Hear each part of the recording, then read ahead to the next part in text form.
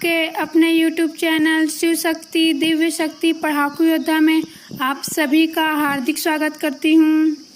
आज मैं आप सभी को छत्तीसगढ़ की नदियों से संबंधित कुछ महत्वपूर्ण तथ्य बताने वाली हूँ जो आप सभी के एग्ज़ाम के लिए बहुत ही इम्पोर्टेंट है। और साथ ही मैं आप सभी को छत्तीसगढ़ की पर्वतों से संबंधित कुछ महत्वपूर्ण तथ्य भी बताऊंगी जो आप सभी के सीजी एग्ज़ाम्स के लिए बहुत ही इम्पोर्टेंट है। तो चलिए मैं आप सभी के लिए आज का वीडियो स्टार्ट करती हूँ। तो आज सबसे इम्पोर्टेंट तथ्य है आप सभी के लिए, छत्तीसगढ़ में नदियों के तट पर स्थित शहर। तट मीन्स क्या? मीन्स जो छत्तीसगढ़ में जो नदियाँ हैं उनके किनारे कौन कौन से शहर स्थित हैं, ये मैं अभी आप सभी को बताने वाली हूँ। वैसे तो मैं आप सभी को जब रिवर्स या फिर नदियों के बारे में बता रही थी छत्तीसगढ़ के, तभी कुछ महत्वपूर्ण नदियों के किनारे स्थित शहर मैं बता चुकी हूँ, लेकिन इसके अलावा भी कुछ और महत्वपूर्ण शहर हैं और साथ ही जो मैं पहले ही बता चुकी हूँ उसको भी इसमें शामिल कर रही हूँ, जिससे आप सभी का रिवीजन हो जाएगा। तो आप सभी इसे ध्यान से सुनिए और साथ ही याद करते जाइए। अब मैं स्टार्ट कर रही हूँ। तो सबसे पहले देखते हैं बिलासपुर। बिलासपुर शहर कौन सी नदी के किनारे स्थित है? अरपा नदी। कौन से? अरपा। बिलासपुर शहर अरपा नदी के किनारे स्थित है। अब दूसरा आते हैं जगदलपुर।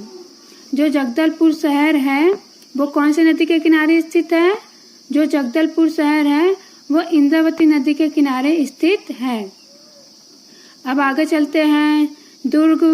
दुर्ग जो शहर है वो शिवनाथ नदी के किनारे स्थित है। दुर्ग शहर शिवनाथ नदी के किनारे स्थित है।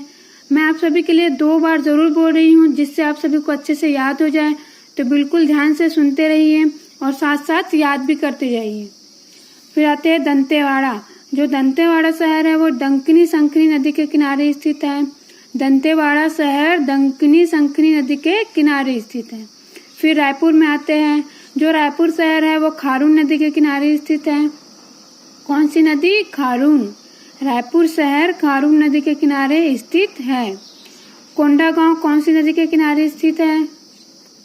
कोंडागांव नारंगी नदी के किनारे स्थित है। कोंडागांव नारंगी नदी के किनारे स्थित है। चांपा। चांपा कौन से नदी के किनारे स्थित है? जो चांपा है वो हसदेव नदी के किनारे स्थित है।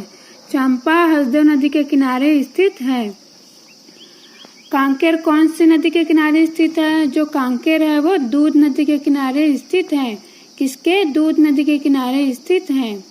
कोरबा फिर से हसदेव नदी के किनारे स्थित है। देखिए 2 नाम हो गया हसदेव नदी के लिए। हसदेव नदी के किनारे चांपा भी स्थित है और कोरबा भी स्थित है। क्या क्या? कोरबा और चांपा। फिर आगे चलते हैं कोंटा। ये जो कोंटा है वो सुकमा के अंतर्गत स्थित है और ये जो कोंटा है वो सबरी नदी के किनारे स्थित है। आप सभी ने अगर छत्तीसगढ़ की नदियों से रिलेटेड जितने भी वीडियोस मैं बनाई हूँ उसे देखा होगा, तो इससे आप सभी को पता चल जाएगा कि कौन सी नदियाँ कौन से जिले से निकल रही हैं और कौन कौन से शहर से होकर जा रही हैं, जिससे आप सभी को ये सारे फैक्ट्स बहुत ही अच्छे से याद हो जाएंगे। तो चलिए मैं आगे बताती हूँ आप सभी को। मैं क्या बता रही थी? कोंटा। ये जो कोंटा है वो सुकमा जिले के अंतर्गत आता है और ये सबरी नदी के किनारे स्थित है। क्या? कोंटा जो है वो सुकमा जिले के अंतर्गत आता है और ये सबरी नदी के किनारे स्थित है। फिर आगे चलते हैं सिवरी नारायण। देखिए सिवरी नारायण हो, सिरपुर हो और राजिम। कौन कौन सा? सिवरी नारायण, सिरपुर, राजिम और साथ ही एक और आरंग। ठीक है, 4। सिवरी नारायण, सिरपुर, राजिम और आरंग, ये चारों जो शहर है वो महानदी के किनारे स्थित है। किसके किनारे स्थित है? महानदी के किनारे स्थित है। अब आगे चलते हैं बारसूर। ये जो बारसूर है वो दंतेवाड़ा के अंतर्गत आता है। कहाँ आता है? दंतेवाड़ा के अंतर्गत आता है और ये इंद्रावती नदी के किनारे स्थित है। किसके किनारे स्थित है? इंद्रावती नदी के किनारे स्थित है। अब आगे चलते हैं रायगढ़। ये जो रायगढ़ है वो केलो नदी के किनारे स्थित है। किसके किनारे स्थित है? केलो नदी के किनारे स्थित है। तो जितने भी इम्पोर्टेंट शहरों के नाम थे जो कि इम्पोर्टेंट नदियों के किनारे स्थित थे, मैं आप सभी को बता दी हूँ। आप सभी ये सारे फैक्ट्स जरूर याद रखें। अब आगे चलते हैं अपने अगले इम्पोर्टेंट फैक्ट की ओर। अगला इम्पोर्टेंट फैक्ट है आप सभी के लिए, जो छत्तीसगढ़ की महत्वपूर्ण नदियाँ हैं उनकी लंबाई। Means length. मैं आप सभी को जितने भी महत्वपूर्ण नदियाँ हैं, ये सिर्फ 11 हैं जिनके नाम मैं बता रही हूँ, साथ ही उनकी लंबाइयाँ भी मैं आप सभी को बता रही हूँ। तो कम से कम आप इतने नदियों की लंबाई ज़रूर याद रखिए, क्योंकि आप सभी के नॉलेज के लिए बहुत ही ज़रूरी है। तो चलिए मैं आप सभी के लिए ये फैक्ट स्टार्ट करती हूँ। तो सबसे पहले है शिवनाथ नदी।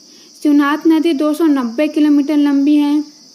कितना है? 290 किलोमीटर। दूसरा है महानदी। महानदी 286 किलोमीटर लंबा है। कितना है? 286 किलोमीटर लंबा है। वैसे तो महानदी की टोटल लंबाई 858 किलोमीटर है, लेकिन छत्तीसगढ़ में इसकी लंबाई केवल 286 किलोमीटर है। फिर तीसरा है इंद्रावती। ये जो इंद्रावती नदी है वो 264 किलोमीटर लंबी है। कितना है? 264। फिर चौथे नंबर में आता है हसदेव नदी। ये जो हसदेव नदी है वो 176 किलोमीटर लंबी है। कितना है? 176 किलोमीटर लंबी है। फिर आता है सबरी नदी। ये जो सबरी नदी है वो 173 किलोमीटर लंबी है। कितना है? 173 किलोमीटर लंबी है। फिर आता है मांड नदी। ये जो मांड नदी है वो 155 किलोमीटर लंबी है। कितना है? 155 किलोमीटर लंबी है। फिर आता है रिहंद नदी। ये जो रिहंद नदी है वो 145 किलोमीटर लंबी है। कितना है? 145 किलोमीटर लंबी है। फिर आता है कोटरी। कोटरी या फिर इसे परलकोट की नदी भी कहते हैं, मैं बताई थी आप सभी को। इसी के साथ एक और नदी है लीलागढ़। इन दोनों की ही लंबाई 135 किलोमीटर है। किसकी? कोटरी नदी और लीलागढ़ नदी की लंबाई जो है 135 किलोमीटर है। ये दोनों अलग अलग नदियां हैं, कोटरी और लीलागढ़, लेकिन दोनों की लंबाई सेम है, 135 किलोमीटर। फिर है मनियारी नदी। मनियारी नदी की लंबाई है 134 किलोमीटर। कितना है? 134 किलोमीटर। फिर है कन्हार नदी। कन्हार नदी की लंबाई कितनी है? 115 किलोमीटर। कितनी है? 115 किलोमीटर। फिर आते हैं अरपा नदी पर। अरपा नदी की लंबाई कितनी है? 100 किलोमीटर। कितना है? 100 किलोमीटर। मैं आप सभी के लिए एक बार फिर से सारी लंबाइयाँ बोल रही हूँ, मीन्स सभी नदियों की लंबाइयाँ बता रही हूँ। आप सभी ध्यान से सुनिए और इसी वीडियो में ही याद कर लीजिए, क्योंकि आप सभी के लिए इन सभी नदियों की लंबाई याद होना बहुत ही आवश्यक है। इसलिए मैं एक बार फिर से आप सभी के लिए ये रिपीट कर रही हूँ, ध्यान से सुनिए। जो शिवनाथ नदी है वो 290 किलोमीटर लंबी है। महानदी 286 किलोमीटर लंबी है। इंद्रावती 264 किलोमीटर लंबी है। हसदेव 176 किलोमीटर लंबी है। हसदेव 176 किलोमीटर लंबी है। सबरी 173 किलोमीटर लंबी है। 173 मीन्स 173 किलोमीटर लंबी है। मान नदी 155 किलोमीटर लंबी है। रिहंद नदी 145 किलोमीटर लंबी है। कोटरी और लीलागढ़ नदी 135 किलोमीटर लंबी है। मनियारी नदी 134 किलोमीटर लंबी है। कन्हार नदी 115 किलोमीटर लंबी है और अरपा नदी 100 किलोमीटर लंबी है। अब मैं आप सभी के लिए अगले इम्पोर्टेंट फैक्ट पर चलती हूँ। जैसा कि मैं आप सभी को बताई स्टार्टिंग में ही कि मैं आप सभी को पर्वतों से रिलेटेड कुछ महत्वपूर्ण फैक्ट्स बताने वाली हूँ, मीन्स कुछ इम्पोर्टेंट फैक्ट्स मैं आप सभी को बताने वाली हूँ। तो चलिए मैं आप सभी को बता रही हूँ। एक्चुअली में ये महत्वपूर्ण फैक्ट है, छत्तीसगढ़ की जितने भी पर्वत हैं या फिर पहाड़ हैं उनके पिक्स मीन्स जिसे हिंदी में चोटी कहते हैं, उससे रिलेटेड है। क्योंकि ये क्वेश्चन आ चुका है, सीजी व्यापम के एग्जाम में भी पूछा जा चुका है और सीजीपीएससी के एग्जाम में भी पूछा जा चुका है कि जो छत्तीसगढ़ है उसकी सबसे ऊंची चोटी कौन सी है, सबसे छोटी चोटी कौन सी है। चोटी मीन्स पीक, ठीक है, इंग्लिश में इसे पीक कहते हैं। तो कौन सी है और वो कहाँ स्थित है, ठीक है, मीन्स किस पार्ट पर स्थित है या फिर किस पहाड़ पर स्थित है, ये पूछा जा चुका है। और साथ ही इसकी ऊंचाई कितनी है ये भी आप सभी को पता होना चाहिए। तो मैं आप सभी के लिए बता रही हूँ, आप सभी इसे ध्यान से सुनिए, साथ ही मैं जैसे जैसे बोलते जाऊंगी वैसे वैसे याद भी करते जाइए। तो सबसे पहले मैं बता रही हूँ आप सभी को गौर लाटा। मैं आप सभी को जब पढ़ाई थी, क्या पढ़ाई थी प्राकृतिक विभाजन। जब मैं आप सभी को छत्तीसगढ़ का प्राकृतिक विभाजन पढ़ाई थी तब बहुत ही अच्छे से बता चुकी हूँ कि जो गौर लाटा है वह सामरी पाट में स्थित है। कहाँ स्थित है? सामरी पाट में स्थित है, ठीक है। और ये सामरी पाट कहाँ है, आप सभी को याद है कि नहीं है भाई? ये सामरी पाट जो है बलरामपुर जिले में आता है। कहाँ आता है? बलरामपुर जिले में आता है, जो आप सभी को पता होना चाहिए। क्या कि ये जो सामरी पाठ है वो बलरामपुर जिले के अंतर्गत आता है और इसी सामरी पाठ में स्थित है छत्तीसगढ़ की सबसे ऊंची चोटी। कौन सी चोटी? छत्तीसगढ़ की सबसे ऊंची चोटी गौर लाटा। क्या नाम है इसका? गौर लाटा। और इसकी ऊंचाई कितनी है? 1225 मीटर। कितना है? 1225 मीटर। आप सभी ये जरूर याद रखिए।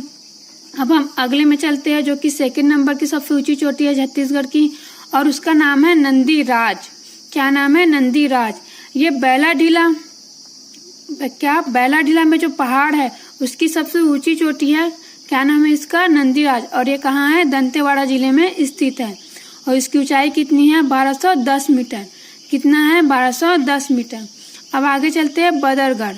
ये जो बदरगढ़ है वो मैकल श्रेणी की सबसे ऊंची चोटी है और ये कवर्धा जिले में स्थित है। कहाँ स्थित है? कवर्धा जिले में स्थित है और ये मैकल श्रेणी की सबसे ऊंची चोटी है। क्या नाम है इसका? बदरगढ़। और इसकी ऊंचाई कितनी है? 1176 मीटर। कितना है? 1176 मीटर। अब आगे चलते हैं मैनपाट। ये जो मैनपाट है वो सरगुजा जिले के अंतर्गत सीतापुर तहसील में आता है। कहाँ आता है?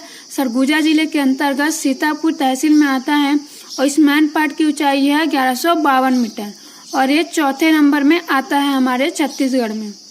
मीन्स जो ऊंची चोटियां है उनके क्रम में ये जो मैनपाट है वह चौथे नंबर में आता है। आप सभी को ये जरूर याद रखना है। अब आगे चलते हैं अबूझमाड़ की पहाड़ियाँ। तो ये जो अबूझमाड़ की पहाड़ियाँ है वो नारायणपुर जिले में स्थित है और इसकी लंबाई कितनी है? इसकी ऊंचाई कितनी है? 1076 मीटर।